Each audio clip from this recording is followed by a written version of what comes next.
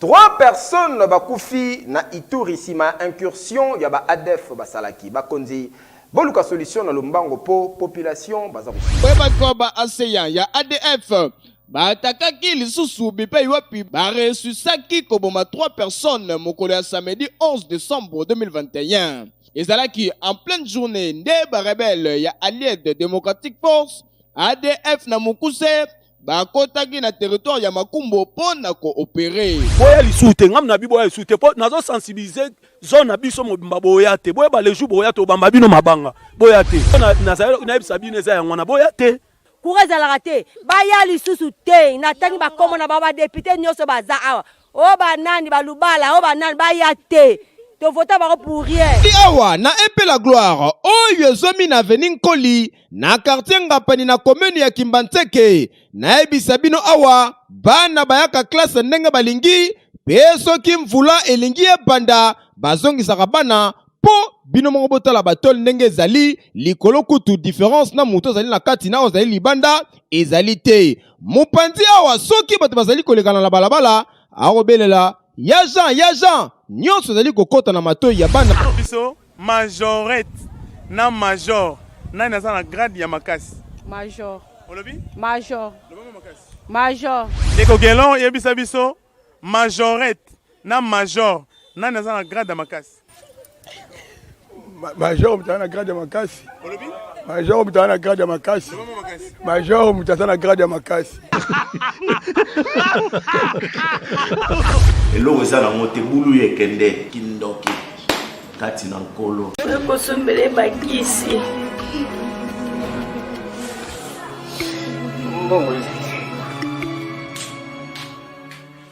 Enfin, avec le projet Congo Mokili Mavros, bayeli biso gratuité à santé. Bazali kotonga ba centre de santé na ba quartier inhospitalier ya ville ya Kinshasa. Nyonso ekozala ya ofele. Misala ebandi deja na Kindele pe na Maluku. Yope sala lokola baninga na 10 euros, 100 euros, 1000 euros na yo contribuer pour na kosunga bandeko na Kinshasa. Tala na se ya vidéo na description okomona lien ya cagnotte. Cliquez lien ya cagnotte et kofungolela page oyo. Cliquez na je contribue. Otie montant au kokoka. Aucun mode de paiement, soit PayPal, to compte bancaire. Congo Mokili avec le projet Mavros, bayeli biso gratuité à 100. Bon début ya semaine na Kinshasa Brazzaville pe partout dans le monde bipai oyo bozui opportunité ya kolanda Kin Lartus magazine d'actualité générale oyo ezali kopesa bino information ya ndenge na ndenge na oyo ezali kolekana awa na République démocratique du Congo mbote kimia eumela mingi na kati ya mabota mabino basango lelo to fongola yango po na kopesa bino que chef de l'État congolais Félix Antoine Tshisekedi Tshilombo asalaki adresse à la nation devant 2 chambres ya parlement oyo ezalaki réunis en congrès mokolo ya lelo lundi 13 décembre 2021, Joël Kelou elongo na Olivier Matota bazalaki wana pona compte ya magazine Kin Lartus. Bapesi ba détail na reportage oyo. Chef de l'État congolais Félix Antoine Tshisekedi Tshilombo a sali discours devant 2 chambres ya parlement réunies en congrès sur l'état de la nation mokolo ya lelo lundi 13 décembre 2021. 1h30 en étant oyo ezalaki consacré na discours ya garant de la nation ya bon fonctionnement ya République démocratique du Congo. Discours clair, conçu et convaincant na maîtrise ya bamakambu oyo ezali ko préoccuper population congolaise. Pe secteur mon côté ezalaki épargné na discours oyo lokola sécurité, justice, économie, politique, sociale, peba misusu. Côté élection, na oyo etali sécurité, chef de l'État a réaffirmé engagement na ye ya ko restaurer paix na sécurité pour na ko assurer un Congo de rêve pa ya ba congolais nyoso. Na oyo etali élection, chef de l'État atali saki forme détermination na ye bipa iwapi a assurer ba élection na 2023. Pe na oyo etali santé, Félix Antoine Tshisekedi Tshilombo asengi la population congolaise bakende ko se faire vacciner. Et tant que président, alobelaki pe na tina ya Afrique en tant que président en exercice ya Union africaine, Bipai wapi atalisi na Union africaine oyo esengeli azala na service ya peuple africaine. Pe côté diplomatie, alobeli ouverture ya RDC na monde pe commettre fin na isolement ya République démocratique du Congo. Alobelaki pe likambo ya politique ya bon voisinage entre les 9 pays voisins. Pe alobelaki likambo ya environnement na COP26 oyo ezali kosala RDC pays solution. Pe abosanaki te kolobela na oyo etali social ya peuple congolais. Pe na oyo etali makambo ya ba détournement, pe asengi na justice asala musala na ye. En tout cas, discours à oyo et assurer population makasi, pe tobandi que na 2022 makambo ya kitoko koya po na nyonso oyo chef de l'état alobi ezali kotalisa que na ba année à venir RDC ekozala meilleur.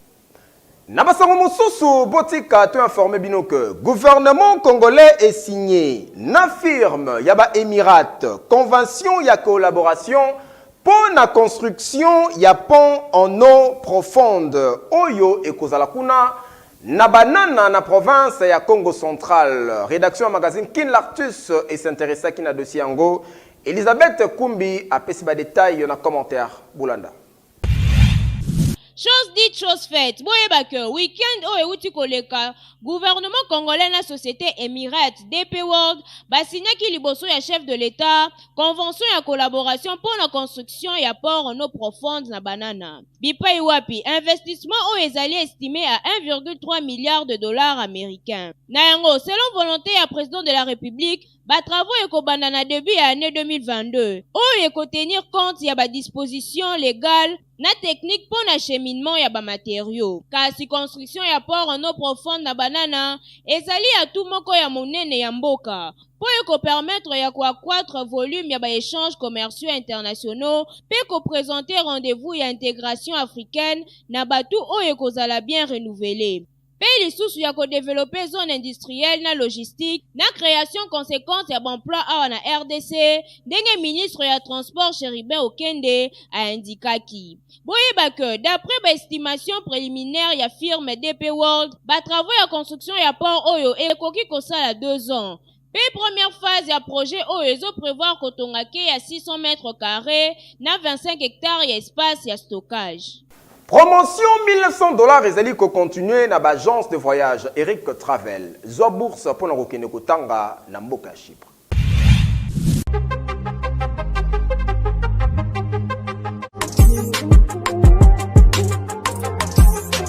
Ah oui, lelo na Kinshasa ezali possible, peu facile ya kozwa bourse d'études bona kokende kotanga ya ofele partout oyo lingi na monde. Grâce ya bandeko ya agence de voyage Eric Travel numéro 1 na masolo ya voyage awa na RDC bakosa yo te moko te na terrain oyo ezali kokumbama epai ya ADG Eric Mwamba Nzambe pe numéro 1 na masolo ya prise en charge awa na RDC. Ozali na mwana oyo azali diplômé pe olingi akende kotanga na mikili ya poto opportunité yango oyo epesameli bino. Agence de voyage Eric Travel ememeli bino ba bourse d'études ebele mpona kokende kotanga lokola na mboka ya Chypre na $1,900 ya pamba oza mobimba na bourse d'études complète oyo ba démarche ezali kaka kosala 5 jours ya pamba pe bazali kobeta yango dada okei kotanga ya ofele pendant cycle mobimba na ba université ya minene ya mboka ya Chypre.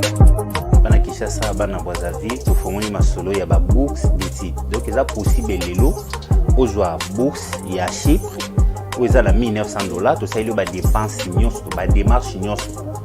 Tosali du début jusqu'à la fin ozwi visa avec la possibilité ya kodefa billet en crédit. Famille d'accueil déjà tobanda yango kala. Tokoti siko na Chypre. Donc famille d'accueil eza mobimba to yambi à partir aéroport to loger yo makambo nyonso. Adresse okokuta biso na Liberté 11e rue industrielle le KINPP na commune ya Masina quartier sans fil en face ya robot roulage oyo ezwami na Kimbuta na Matonge na commune ya Kalamu. Tozali no loin ya maison communale ya Kalamu pe na rond-point Kintambo magasin okokuta biso entre Facebook na WhatsApp oza mobimba poete. Malgré état de siège, na deux provinces et à partie est de la République démocratique du Congo, boyeba que population bazali toujours continuer à koufa. Récemment, 3 personnes bakoufi na Ituri sima incursion ya ba ADF basalaki bakonzi boluka solution na lombango po population bazakosila. Na province ya Ituri, na localité ya Makumbo située na chefferie ya Babila Babombi, na territoire ya Mambasa boyeba koba ASEAN ya ADF batakaki lisusu bipe wapi baresusaki koboma 3 personnes mokolo ya samedi 11 décembre 2021. Ezalaki en pleine journée nde barebelle ya Allied Democratic Force ADF na Mukuse bakotaki na territoire ya Makumbo pona koopérer. Selon société civile atalisi que non seulement ba ADF babomi kasi ba incendié 3 motos, pe 3 ndaku, pe batu ebele bazalaki enlevé. Ba violence ezali ko continue kaka kosalema na territoire ya Irumu, toujours pe ba rebelle ya ADF na région oyo malgré ezali sous état de siège. En tout cas, situation oyo ba tuerie na partie est ya République démocratique du Congo ezali ko inquiéter makasi ezali ko sala kitoko te po dans pas longtemps accord ezali ki signé entre RDC na Uganda pour na ko permettre ba troupes ougandaises ba kota na sol congolais alors que tokanisa ke ezali meilleure solution oyo ko mettre fin na situation oyo kasi ko kamwa makambo yango ezali kaka ko continuer.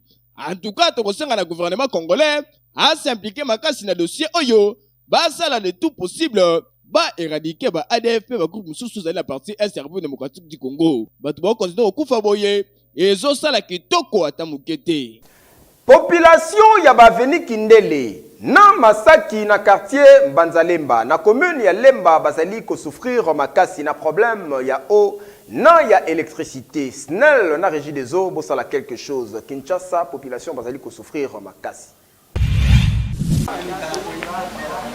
Kobanda banda aveni Kindele ti okoma na aveni Masaki na quartier Mbanzalemba na commune ya Lemba ya pasi pe mawa ezalike bikote oyo courant malonga ezalaka te na mai bozwa bino moko ndenge basinga ya courant ediembela kokalisa mitopo etaba oyo batekaka na marché de la liberté basinga SNEL ediembela pe ekangama na maison de coiffure ya batu ba député o biso to vota o to pesa opportunité to pesa ba voix na biso to baye to lembi do ba promesse na bino ezalaka d'état autre pe ba image o bazola kisa o bozomona o e bandi lelo te place bovandi kuna na assemblée solution ezala raté mbongo na bino so ba pesi bino tango boyaka bokosa biso na ba polo t-shirt moi chapeau moi sans fra bokosi bandeko wana mususu boya lisute ngam na bibo ya lisute po nazo sensibiliser zone na biso mobimba boya te boya ba les jours boya to bamba bino mabanga boya te. Donc nous sommes ratés, beaucoup ça rabiso boya ko bongisa bongisa raté. On a na sabine za ngwana boya te.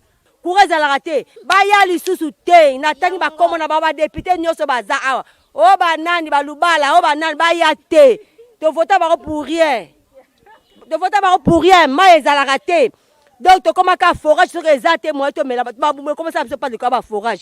Ezala te ba ya lisusu te a to voter bango te. Kasi to kosenga na ba député oyo population ya Mbanzalemba na commune ya Lemba ba tiaki ba voix et sengeli bo mekananu ko trouver solution pena bande kwa SNEL botala nanu ete ba singa na bino malamu po population ba komi déjà na bakanda ya boye. Eza vraiment normalité. Yanga nini Libota ezala en bonne santé bamilaka Protivap ezali kitoko po na ba bébé pro. Ah merci, ya buinde bana nyoso baza kuringa à la pochette.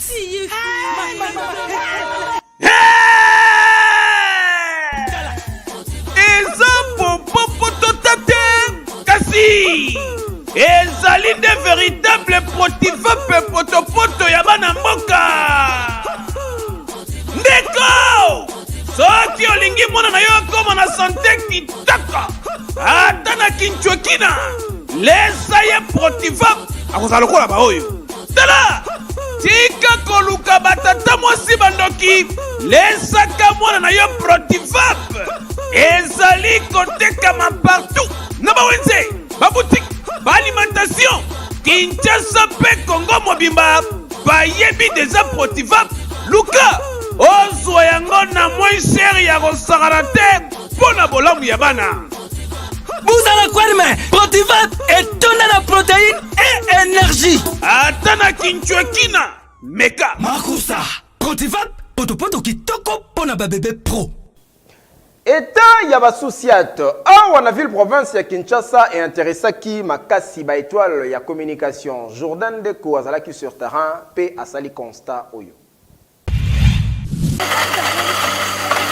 Kinshasa, capitale ya République démocratique du Congo, basouciate et botami et belé presque na bakwe nyonso pona koluka kosilisa insécurité pe kobate la population na ba bien na bango kasi constat oyo rédaction ya magazine Kin l'artiste esali ezali ke état ya basouciate yango ezali mabe makasi bino moko botala totambolaki na ba commune lokola Ngaba, Makala, Kalamu pe Ngiringiri neti oyo po yebaki ezali souciate il faut mona drapeau po soki drapeau ezate ata insigne moko te ezolakisaki ezali souciate batonga yango neti kaka chantier kasi ezali nde souciate baelema ya la police bazalaka wana mpona kosécuriser population oyo kutu koloba te babeta yango na batol c'est-à-dire na système ya 555 oyo soki bazali kokotisa yo awa osali kaka mutu makasi na basoda na biso na brutalité bazalaka na yango nimela ngai degré okozokela awa pasi pe mawa awa tokosenga kaka na bakonzi ya mboka mingi ba oyo bazalaka na domaine ya la police bomeka nanu kobongisa basouciate oyo po ezali kitoko te surtout ke batu balalaka awa. Agence de voyage global Carpe Diem ezali wana pona ko faciliter obtention ya visa ya kokende partout na monde pe bazali na ba service ya ndenge na ndenge sala bango confiance okozala mobimba. Bana ya Kinshasa, Lubumbashi, pe Congo Brazzaville, na masolo etali obtention, assistance, coaching, pe facilitation ya visa tala Global Carpe Diem Service, bazali bien qualifié, peu structuré, na ba vacation internationale, na oyo etali tourisme, pe éducation, bona orientation ya ba démarche na bino. Orevaka kotanga na mikili ya poto, yeba ke ba bourse d'études et soponi ebele na bamboka lokola Chypre na $1950 ya pamba dans 10 jours coup sûr. Inscription ezali kosalema ya ofele kotanga na États-Unis d'Amérique na $2500 payable en deux tranches dans 30 jours ozwi visa na yo ba bourse d'études totale pour na Égypte ezali. Premièrement, je dis un grand merci à GCDS vraiment visa na Chypre. Merci mingi na GCDS na nini ba fuyo ma visa na mali na pesi bango dossier na humanité nationale donc ndenge bango ba no matupi ba ya ko aweza un coup inflamme pesi agence DGS merci na kwa saneli ngai na mambo mukie na mambo mukie apesi na visa ona ko naibisaki bino awa eza ba GT na GCDS de Souka Masolo na ke Chypre. Le voyage GCDS pour notre rotation de visa pour le Chypre. On vous appelle toutes les amis, les imaginaires, tous les gens qui sont venus à l'agence GCDS pour obtenir le visa de Chypre. C'est réparti.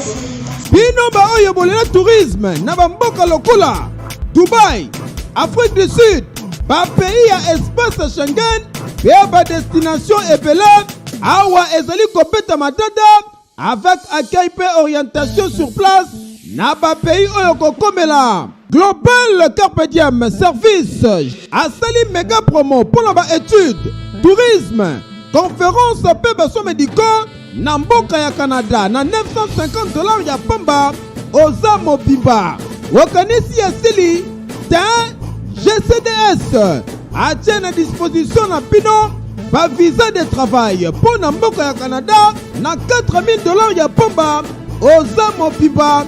Durée ya visa ezali kosala kaka 60 jours. Sur adresse Okokuta biso sur avenue Wakatingi numéro 166, référence croisement Yaba avenue Wakatingi na Huilerie en face ya Kolu Fungula na commune ya Kinshasa oza mobimba.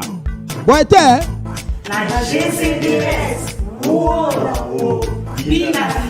Ba élève bazali kotanga na ba condition ya mabe na école La Gloire na commune ya Kimbantseke sur avenue Nkoli pasi pe mawabota la ba condition bande kwa mitema malamu boye babongo kosunga po bana bazali na souci ya kotanga kasi mawa. Tenge bozali komona devise na yango ezali travail qualité na réussite. Kasi soki okoti na kati na yango pasi pe mawapo ezali ko refléter te qualité oyo bazali ko prôner awa. Na école oyo bozali komona bazali na ba difficulté ebele na ndenge ya nyama pasi pe mawa. Awa bazalaka kaka na 2 salles de classe ya pamba. Salle oyo yango nde ezali kosangisa bana ya première, deuxième na troisième primaire. Salle oyo mosusu yango ezwi bana ya 4e, 5e na 6e primaire, c'est-à-dire basangalaka kaka liboke ya mbika bazali kotanga esika moko kokamwa. Kasi botala awa soki monsieur ya classe oyo azali kotangisa bana bazali koyoka makambo nyonso. Tozali awa na epe La Gloire oyo ezomi na avenue Nkoli na quartier Ngapani na commune ya Kimbantseke. Na ebisa bino awa bana bayaka classe ndenge balingi pe soki mvula elingi ebanda bazongisaka bana po bino moko botala batol ndenge ezali likolo kutu différence na muto ezali na kati na ozali libanda ezali te. Mopanzi awa soki bato bazali kolekana na balabala akobelela ya Jean nyonso ezali kokota na matoi ya bana, donc distraction pe bulu ekena ndenge kosakana te. Place ya kofanda ya mayuya babon ezali na eta ya mabe makasi misusu ebukana lokola kaka bozali komona ebongo yaka kote ya tableau wana kutu koloba te eliama makasi. Awa bana bazali kotanga na ba condition ya mabe. Bana misusu pe tellement place ya kofanda ezali te oyo lokola kaka bozali komona aye na ye kufanda na se azali kozwa cours. Awa bana misusu makolo ngulu mapapa ezali te kasi souci ezali kaka ya kotanga. Ebongo soki tobimi libanda cours ya classe ezalaka te esika bana oyo bazali kosakana po ezali na yango kaka pembeni na balabala kokamwa. Toza na difficulté ya construction ya emplacement ya baban na salle oyo toza na 3 classe première, deuxième, troisième. Tongela biso moi bâtiment bien na baba bien pour bana batangana na façon moko ya malamu. Gratuité et enseignement na mboka na biso ezali malamu kasi ba condition yo bana bazali kotangela yango nde ezali mabe. Yango tokosenga na ministère ya EPST elukaka pe kosala descente sur terrain pona kolandela ba école oyo ezali na ba condition ya mabe po boye ezali kitoko te ata mokie école bana bazali kuvanda na se awa vraiment libanda na kati ezaka ndenge moko. Oye kokoma kaka siko na 10h hein? Pa mama. Oye na école na 10h comment? École bayaka na 10h te. Boite na page ya sport, Boutique a informé bino que 2 grands derbies, il y a République démocratique du Congo et Betamaki weekend oyo na compte, il y a Ligue nationale de football. Dering Club Motema Pembe contre FC Renaissance du Congo, pe tout puissant Mazembe a livré qui match na ye contre Saint-Éloi Lupopo. Ba détail bolanda na récit oyo Joël Kelu Asali. Face aller ya championnat national ya Ligue de football ya Vodacom Ligue 1 ezali ko se poursuivre boyebaka weekend oyo eleki des grands derby ya République démocratique du Congo et Betamaki awa na Kinshasa. Premier derby et opposaki tout pour ça Mazembe na Saint-Éloi Lupopo ya Lubumbashi mokolo ya samedi na stade des Martyrs ya Kinshasa. Mazembe très puissant a gagné qui derby na score ya 2-1. Match oyo ezalaki prévu ebetama na Lubumbashi kasi ezalaki délocalisé awa na Kinshasa pour na ba raison sécuritaire. Ba Corbeau Louchoa ba marquaki premier but na bango Vers 30e minute de jeu et pas ya Kevin Mondeko. Après un coup franc bien tiré et puis à 13 hommes pour Toumabi. Oyo Zalaki titularisé pour la première fois. Puis score Zalaki alourdi. Na 72e minute de jeu na entremuse ya Adam Bossou. Puis unique but ya Bachemino ya Lupopo. Et Zalaki marqué et pas ya Dar Kabangu na 90e minute de jeu plus D. Grâce à Victoire Oyo, Mazembe a récupéré première place avec 28 points à 10 sorties. Devant avec club Oyo a 26 points à 10 sorties. P. Lupopo a clôturé la 3e position avec 24 points à 11 matchs joués. P. Moussousou et Zalaki derby quinois 100% Imania entre Darek Club Motema Pembe na FC Renaissance du Congo Oyo Betamaki. Mokolo alobi dimanche 12 décembre na stade des Martyrs ya Kinshasa. DSMP en s'imposant qui na score il y a 2 buts à 0. Premier but, Zalaki œuvre, il y a Jimmy Bayindou la Congo. Na 32e minute de jeu, après bourde, il y a gardien, il y a FC Renaissance du Congo. 1-0 na pause, na retour au vestiaire des équipes, Babetaki Makasi, ba action, Zalaki de part et d'autre. Kasi Lokola, Zalaki un grand jour pour na Darek Club Motema Pembe. Déjà Marc Makusu Mundele, entraîne na deuxième période. Abakisaki deuxième but na 73e minute. 2-0 fin à match, victoire Oyo. Et permettre à Daringmen de garder toujours 5e place na bango. Na classement provisoire avec 9 matchs joués. PFC Renaissance a une 13e position avec 8 points et 11 matchs joués. Et comment rendez-vous Yaba Kinois, Brazzaville pe diaspora, rubrique Oyo, Boulueke plus original, en monde 4G, Motuna Izelinini. Et là, vous avez monté Boulueke Kende, Kindoki, Katina Nkolo. Côté ya balandi ya magazine na biso ya mokolo lelo kombo na ngai ezali Mister Mafwa la papa de papa motuna na ngai eza boye majorette na major nani aleki minga na grade. Merci. Major ne mutaza na grade makasi. Major ne mutaza na grade makasi. Biso majorette na major nani aza na grade ya makasi. Major. Olobi? Major. Lobo makasi. Major. Yenda za nini? Yenda aza grade ya makasi. Ndeko Mitterrand yebisa biso majorette na major nani aza na grade ya makasi. Major. Olobi? Major. Lobo makasi. Major. Yenda za nini? Yenda zana mwa Valera makasi. Ndeko Gelon yebisa biso majorette na major nani aza na grade ya makasi. Major mutana na grade ya makasi. Olobi? Major mutana na grade ya makasi. Lobo makasi. Major mutana na grade ya makasi. Fiston Kadianga. Ndeko Fiston yebisa biso majorette na major nani aza na grade ya makasi. Majorette na major. Bon, pour Nangaï, majorette n'existe pas. Toyebi, major, ils ont un sort rebelle. Surtout la police, tu as un major. La classe, tu as un major. Pour Nangaï, wana, grade, wana, pena. Moyen, pena, na signifie en gros, exact. Major aza na grade. Wana, pena, moyen, na signifie en gros, exact. On a junior. Olobi? Junior. Ndeko junior yebisa biso majorette na major nani aza na pete ya makasi. Mutu aza na pete makasi aza te. Majorette ya eloko mosusu, major pa aza eloko mosusu. Ekoza ndeti nini? Majorette azali moto ya binaka soi-disant na bafeti nde babengi majorette. Na major eza moto aza sodo aza na bapete nde babengaka major. Ndeko Kilin yebisa biso majorette na major nani aza na grade ya makasi. Major. Olobi? Major. Lobo makasi. Major. Yenda aza na nini? Aza na grade makasi. Koleka nani? Koleka majorette. Lobo makasi. Major aza na grade makasi koleka majorette. Chimingi Jino. Chimingi Jino. Ndeko Jino yebisa biso majorette eza majorette na major nani aleki muninga na grade. Majorette na major. Oui. Ndeko Jino tolobi boye. Major aza na grade na ye. bato mosusu balobi majorette pas dans la grade.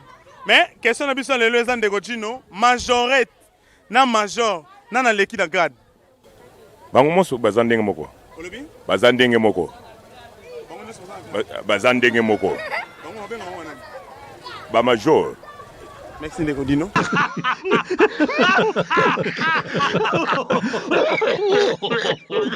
Que plus ne tombera jamais, ça c'est l'original, parole du maître, ça parle plus trop. Quand on connaît, on connaît. Et quand on ne connaît pas, on apprend, parole du jeune maître. Boseki na bandaku bokangambi bapandi stylo na carnet po na connoter bonne réponse bokanga pe bosimba yango malamu que majorette na major. Bazali kaka na différence moko. Major ezali pété oyo bapesaka na armée topé na la police kasi majorette ezali bana ya mike oyo babinaka na ba église topé na ba fête ba manifestation ya ndenge na ndenge différence ezali kaka oyo wana na bandi bo comprendre pe bozui les sons. To komi na suka ya présentation ya magazine ya lelo kasi ezali bongo na ba page rose oyo. Joyeux anniversaire et pas ya papa Lambert Kwanda Bunga oyo abotama mokolo lelo tikete nzambe azala na yo na buji moko oyo bakisi na bomo na yo molongani ya maman Mireille Ditomene kuna na mboka ya États-Unis d'Amérique baboti ya Christian Kwanda na libota mobimba nzambe azala na yo ya mingi papa Lambert Kwanda Bunga en direct ya États-Unis lelo ekoinda mabe champagne ekokule ya flow. Na occasion y anniversaire na yo, to souhaiter lisusu ba joyeux anniversaire. Et pas ya Tutu Aristote Mulombo Timak oyo pe abotama lelo nzambe azala na yo mingi. Na buji moko oyo bakisi na bomo na yo Tutu Aristote Mulombo alias Timak que du bonheur. Ba joyeux anniversaire et pas ya Christian Boyaou oyo akokisi 50 ans mokolo lelo. De la part, il y a Irène Mwanza, coordonnatrice, il y a magazine Kin Lartus, joyeux anniversaire na yo. Ndeko Christian Boyaou, cinquantenaire, ça se fête heureux. Anniversaire, to clôturer ma page rose, pour na ko souhaiter joyeux anniversaire. Et pas il y a Beni Nzinga, oyo pe abotama lelo. Nzambe azala na yo mingi na buji moko. Oyo bakisi na bomo na yo Beni Nzinga que du bonheur, champagne et kokoulé. Na occasion y anniversaire na yo awande to komi na suka merci na confiance pe fidélité to monani po esala eloko boyete